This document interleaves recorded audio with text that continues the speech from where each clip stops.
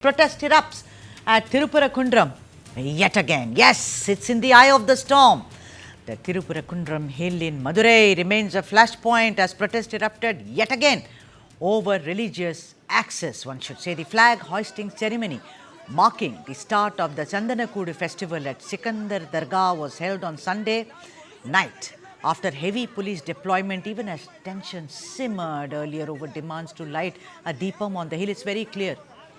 You do this Santhanakoodu, then let us also light the Deepam at the Deepatoon. Earlier in the day, tension prevailed near the hill entrance when a group of around 20 people claiming to be locals blocked the pathway leading to the Dargah. The group demanded permission to climb the hill to light a Deepam. Police informed the protesters that permission had been granted only to a limited number of people, strictly for arrangements related to the Santhanakoodu festival. As the protesters continued to block access, police detained them and moved them to a private hall. They were later released in the evening. BJP leader H. Raja, who was on his way to the hill, was stopped by the police at Tirunagар and briefly detained at a marriage hall before being released. Speaking to reporters, H. Raja said the issue was not about communities, but about what he described as protecting Hindu rights. These developments come just days after a tragic incident linked to the same issue. On 19th of December, a 40-year-old man called P. Purnachandran died by self-immolation after entering a police booth near an outpost in Madurai. Police said Chandran allegedly sent a voice message to a friend stating that he took the extreme step after permission was not granted to light the Kartigai Deepam at the Deepatoon atop Tiruparankundram hill with a Madras High Court order. Following the incident, the Tamil Nadu BJP called Chandran's death a sacrifice and urged people to light lamps in temples across the state. The party also alleged that the Dravida Munnetra Kazhagam government was undermining religious beliefs of Hindu community. With religious sentiments, legal orders and political messaging intersecting at Tiruparankundram, the issue shows no signs of cooling down. And remember, Tamil Nadu goes to elections. That's one of the main reasons. And even as it heads closer to the election year, questions are being raised over whether faith is once again becoming a political fault line and where? In Tamil Nadu? Let's now go and discuss this. I have Narayan Tirupati, Chief Spokesperson of the BJP, and also S. Muralidharan, political analyst. Thank you, gentlemen. Vanakkam to both of you. You know, a senior leader, I think it was H. Raja, who said that Tiruparankundram is the Ayodhya of Tamil Nadu. I think we are hurtling towards it. It's become more of tit for tat, or in Hindi we say tu tu me kind of an incident. The court has reserved its judgment. I think we should all wait for it. There are several theories swirling around it. It's a Jaina pillar because historians are very clear that Jain edicts are found not just in Madurai but also in Kanchipuram. Buddhist edicts are also found. What is the point, Muralidharan? Let me start with you. Of if the Santhanakoodu, which has been happening for years, is happening, suddenly 20 people go. Now, who are these people? We do not know. They say they are locals. But the same locals, when they went at the first instance, when there was a big brouhaha over lighting the lamp at, at the Deepatoon, the government said very clearly that these are not locals, they have been imported. So poor people, one doesn't know who they are. Your opening comments, Muralidharan, on this incident, which I think is futile completely. Absolutely, Sudha. I think we've been watching this. I think the people on the ground, the Muslims and Hindus, they're united. I think it's the DMK is creating all kind of, problem for everybody here. And because they're paranoid that BJP will come in, that they keep saying. Okay, in that paranoia, they've been doing all this. And in fact, in the court, they started by saying this is there was no pillar, this is not a Deepatoon, this is for people to rest, etc. Then they said it's a Jain pillar, then they said it's a Buddhist pillar and whatnot. I mean, they've been saying, and we all know, which is the oldest religion among all three. But I think they're a little paranoid about, BJP becoming very aggressive, and this is definitely playing into their hands. And what you need to understand is, you've been watching closely about Tamil Nadu politics, and past 2 days, we had one set of pastors, coming to a DMK meeting and saying, they all should, we will all unite and vote for DMK. And today in the Christmas function, which was organized again by a set of pastors for Mr. Vijay, they all said, no, we are unitedly, we are going to vote for TVK because, DMK has let them down. So 2026, it looks like it's going to be more of a fight between Lord Muruga and Jesus Christ and Allah. That's how it looks like. How And which sad. definitely the Tamil Nadu didn't want that. I didn't want that. They have taken it to that level. Yeah, I didn't want that. I'm a Tamil, very proud. I always told the North Indians, we are not like you. We will fight on issues. We will not fight on this, this versus that. Narayan, thank you so much, Narayan, for joining us on this broadcast. Narayan, I want to ask you that, when they have this Santhanakoodu festival for years and years and years and years, who are these people who say that, oh, you ask first, let me light the Deepam, which of course in the Pillayar Kovil, which has been done, and they said it is not the tradition. Some say that is the tradition. I spoke to some locals, they said that's the Uchi Pillayar temple is where we always lit it. There is no Deepathon there. But what is unfolding in Tiruparankundram? Is that the sign of how Tamil Nadu is going to be in the coming few years, Narayan? It is the Dravida model DMK which has led to all these things, as Muralidharan rightly said. So they should have definitely implemented what the Honorable Justice Mr. J.R. Swaminathan had ordered under the judgment.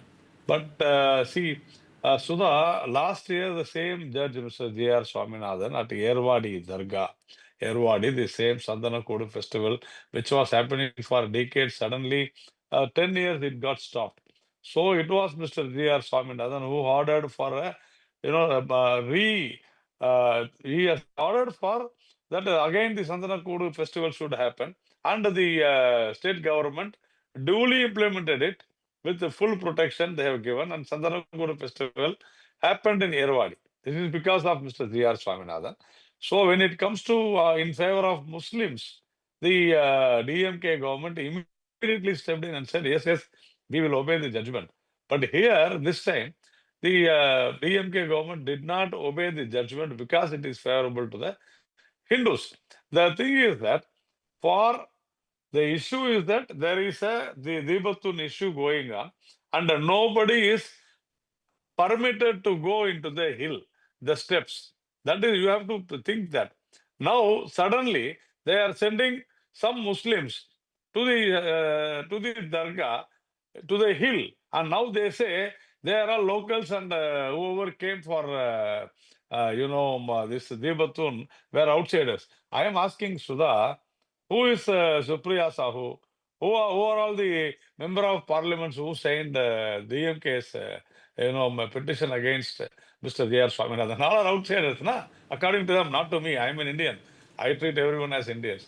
But the DMK, which said that the Tamils, the Tamilians who went to Tiruparankundram, they call them outsiders. But the member of parliaments who signed more than 100 people, only 25 or 30 from Tamil Nadu. Right. The rest are from Delhi, the other places. They are all insiders for them.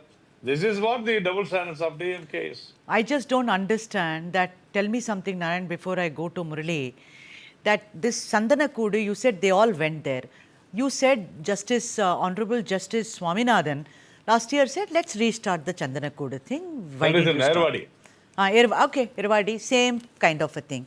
Are you trying to tell me, because you know more about it, that the Tiruparankundram Santhanakoodu was not supposed to be there because it's supposed to start on 6th January, no? No, see, Sudha, I told you, you have forgotten one thing. What we are saying is that nobody is allowed inside the temple, that is the hills, right from the day this Deepatun issue started. Now, if you allow other religion, you should allow this religion also. Why you are stopping them?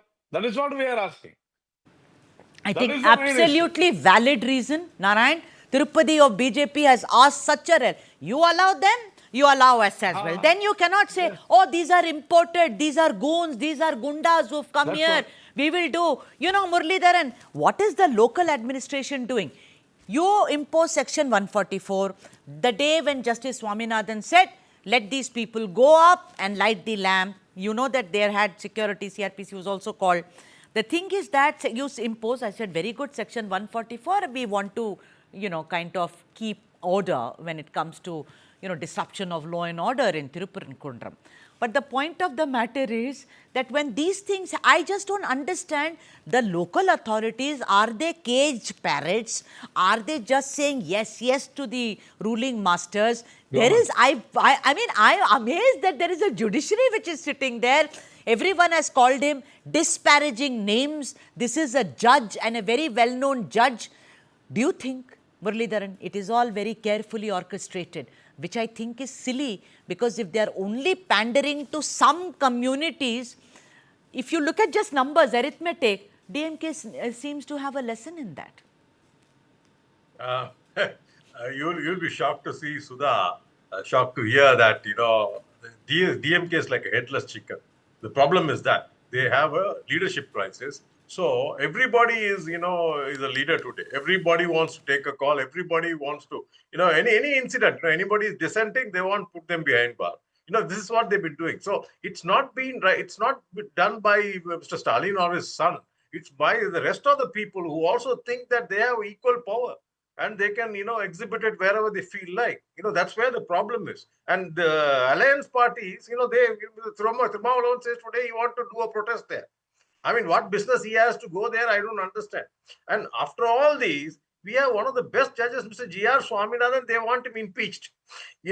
Every time he gives out a judgment, he quotes either Prophet Muhammad or he quotes about somebody who gave him nombu kanji, in vegetarian nombu kanji for Ramzan.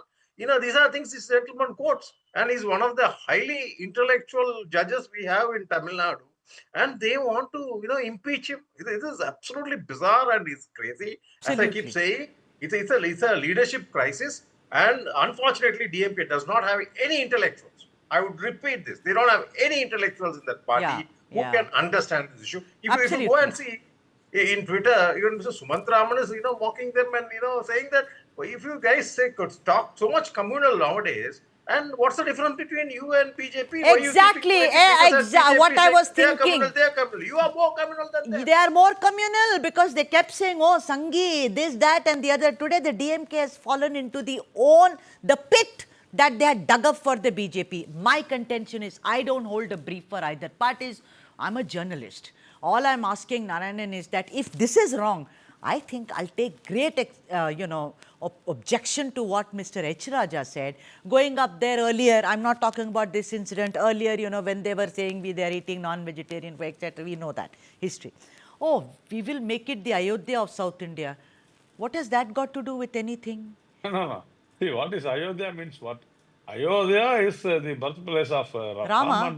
It is our divine place. We know the Rath Yatra. We know how the BJP catapulted, and I praise them. I'm not again. It is your political strategy to say that.